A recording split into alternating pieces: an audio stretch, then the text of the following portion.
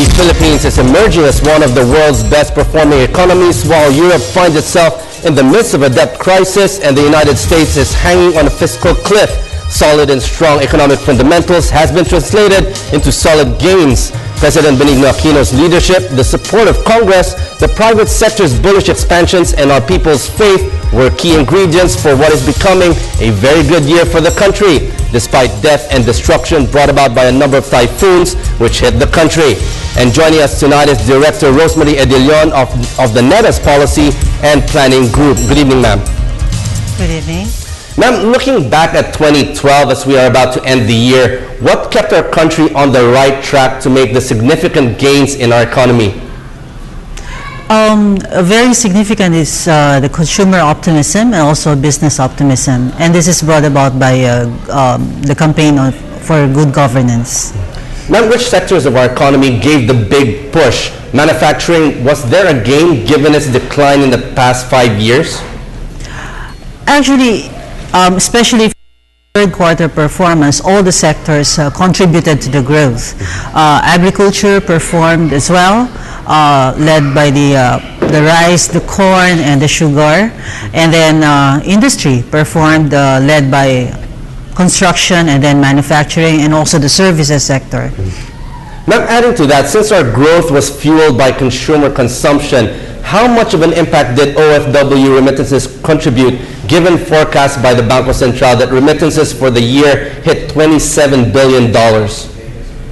Yes, remittances actually translate to about 10% of our GDP. And this 10% means that's added to the pockets of our OF families, and this contributes to consumption.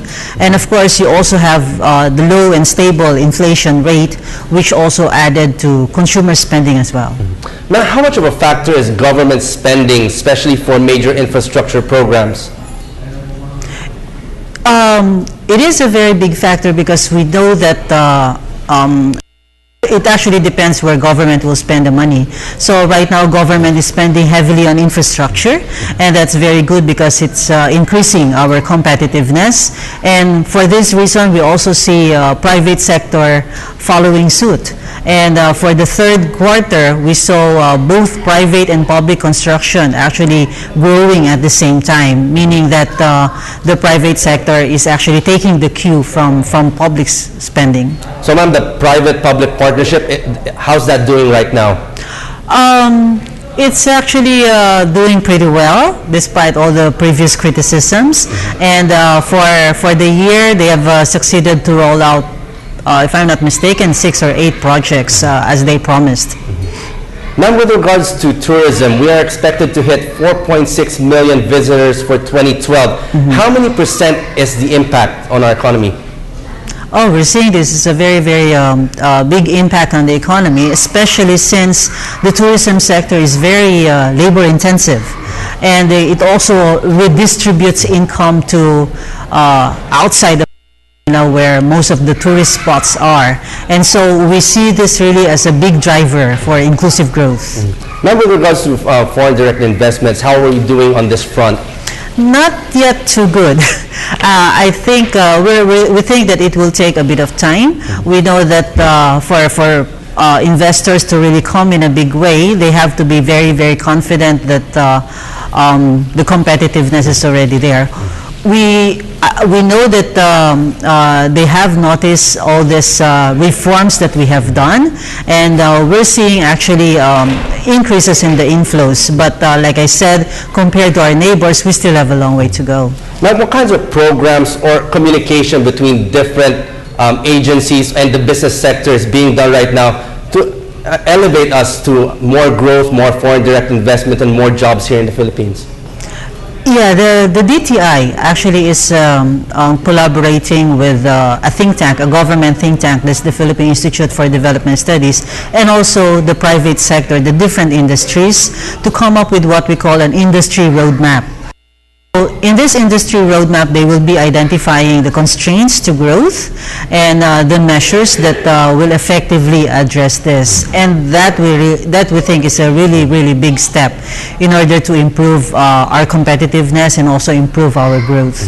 Ma'am, in the past, economic gains was important to have a trickle-down effect, especially for the poor. How different is it from inclusive growth? Are the benefits better now for the poor than before?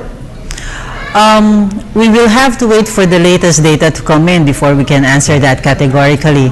But as you said, this model of inclusive growth is different from trickle down.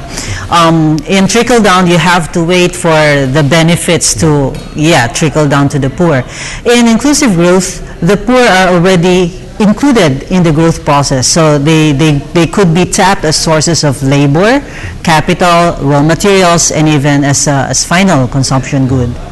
And a final word from you, ma'am. Will this year's high growth rates be sustained in 2013? We think so, yes.